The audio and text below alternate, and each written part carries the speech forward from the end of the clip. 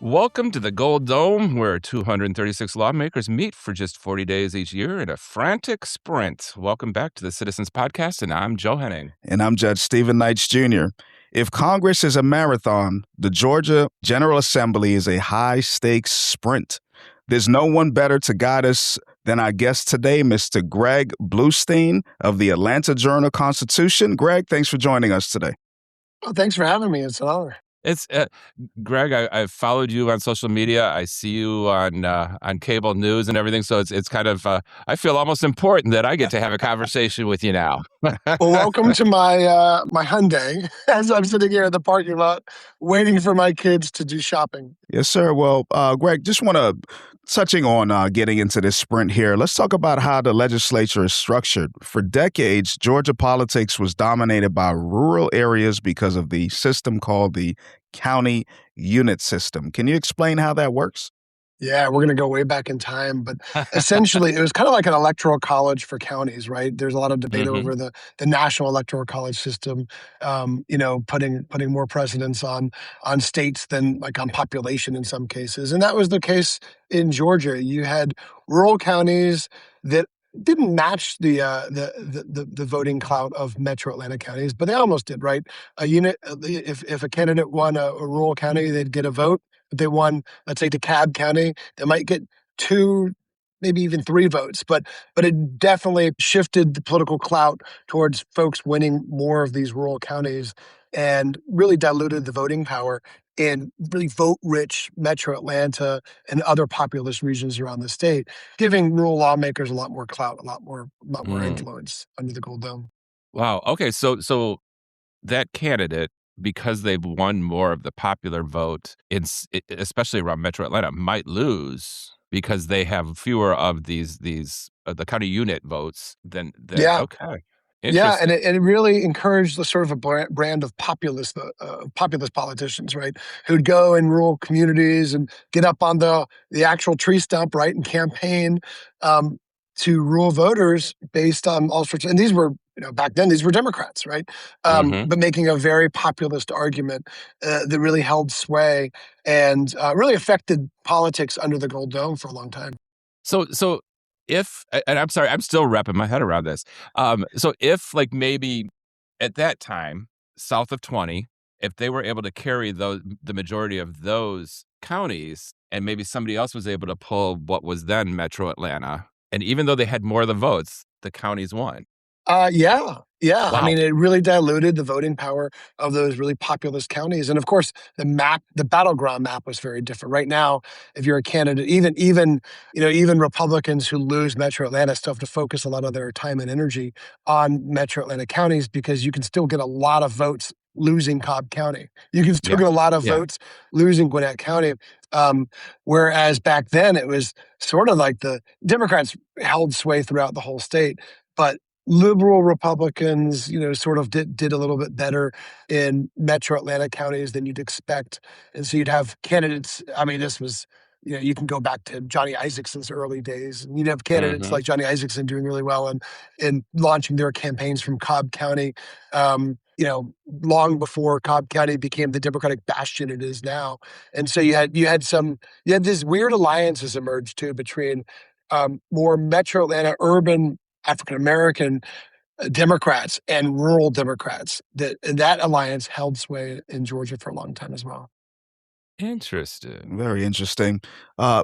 Quick follow-up question for you with the Gold Dome and that 40-day sprint and crossover day. Now that we have more representative legislatures, but one that operates on a very short timeline, how does the 40-day session define everything?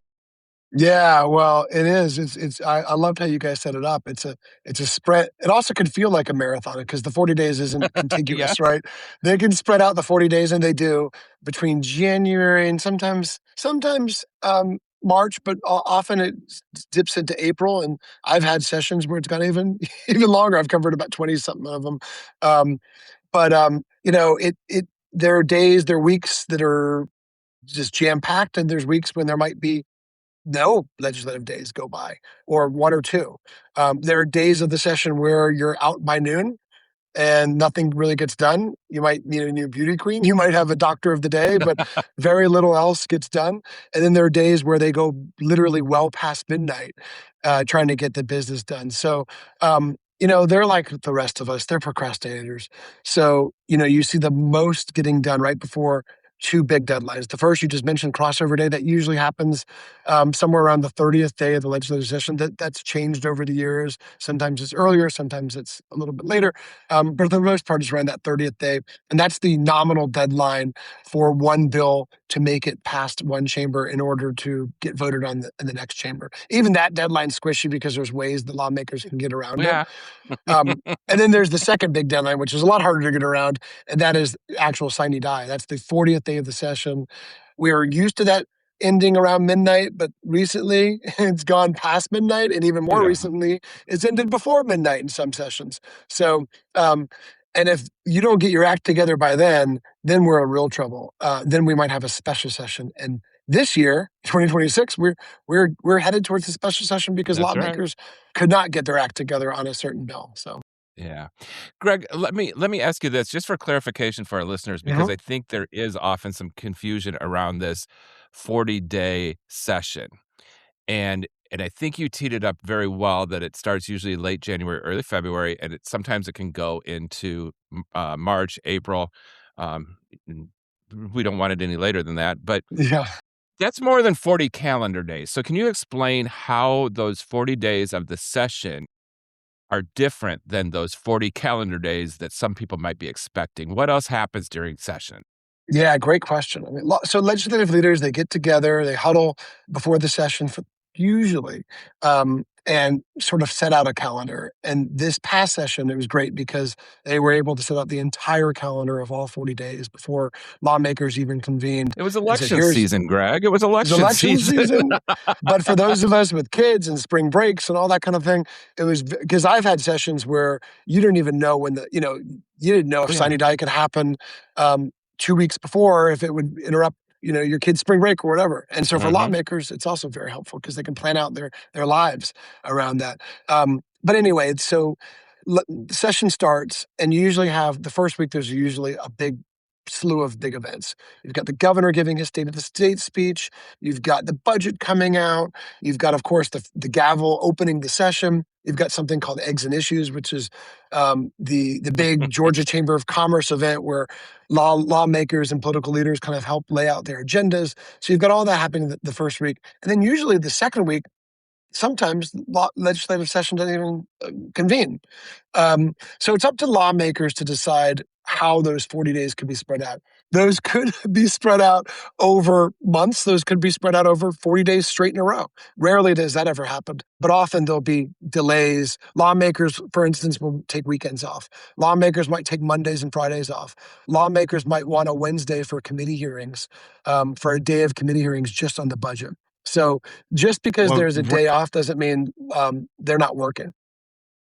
Right. Well, random follow-up for you here, Greg, too, just to add in, and I know we've all been down to the Capitol lots of times, and there's days when I've been there for different events, and there's about 30 or 40 groups there. So can you tie that in just briefly, just so folks are wondering? We see maybe the Boy Scout troop over here. We see a police organization over here. We see another group there. So just break that down and how that ties in as well.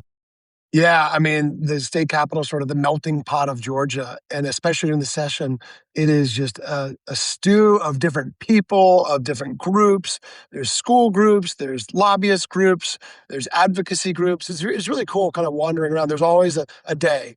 It's Brunswick Day, it's Macon Day, it's Atlanta, you name it. And also, I kind of joked about this earlier, but the first hour or two of every legislative session, very little work gets done because that's when they have like the introductions. So, you'll have a pastor of the day give a inspiring opening blessing, and then you'll have a doctor of the day go up and talk about, their jobs, and then you will have beauty queens from Middle Georgia come up, or Miss UGA, or you name it. You have just special dignitaries come up. Sometimes there's sports stars and celebrities come up. When Chipper Jones came, it was a huge deal. Folks like me, were clamoring for a picture and to meet him, right? And we had to kind of take our journalism hats off and be fans for a day. So you have a lot of that happening.